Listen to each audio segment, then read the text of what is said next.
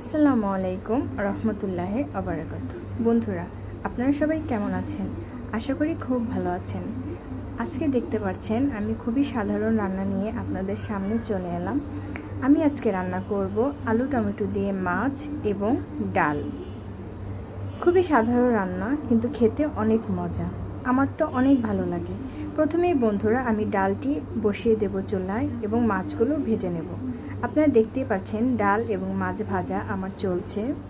বন্ধুরা, ডাল ফুটে গেছে, আমি কিছু টমেটো এবং কাঁচামরিচ দিয়ে অপেক্ষা করব। এই দিকে বন্ধুরা আমার রান্নাটা কমপ্লিট হয়ে গেছে মাছ ভাজার। আমি এখন তরকারিটা বসিয়ে দেব। বন্ধুরা, আমার পেঁয়াজ ভাজা হলে আমি এখানে আলু দিয়ে আলুগুলো ভেজে নেব। আলুগুলো ভাজা শেষ হলে আমি টমেটো এবং সকল মশলা দিয়ে আরেকটু সুন্দর করে ভাজা ভাজা করে হালকা কষিয়ে নেব। দেখতেই পাচ্ছেন বন্ধুরা, এটা আমি কষাবো। এই দিকে বন্ধুরা আমার ডালটা হয়ে গেছে, এখন আমি এটাতে ফোড়ন কেটে নেব।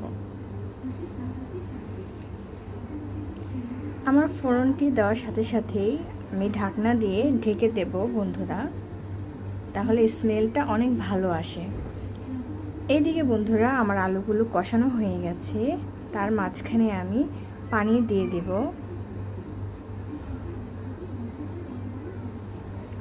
আমার মনে হলো কি আরেকটু পানি দেওয়া প্রয়োজন, তাই আমি দিয়ে দিলাম।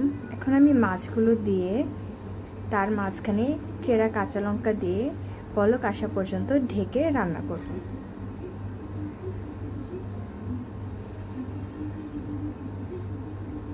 রান্না করতে আমার খুবই ভালো লাগে। আপনাদের কেমন লাগে অবশ্যই আমাকে জানাবেন। আমার হাতে কোনো রান্না খেতে চাইলে বা দেখতে চাইলে আপনারা অবশ্যই জানাবেন আমাকে। আপনাদের ভাইয়া বলছে তা সে চিতই পিঠা খাবে, তাই তার জন্য একটি ডিম চিতই বানিয়ে দেওয়ার চেষ্টা করছি।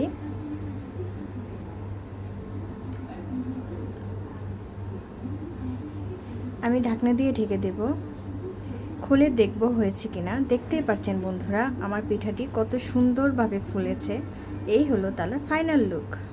আমি আমার জন্য একটি খালি পিঠা বানিয়ে নিচ্ছি। দেখতেই পাচ্ছেন বন্ধুরা কত সুন্দর হয়েছে।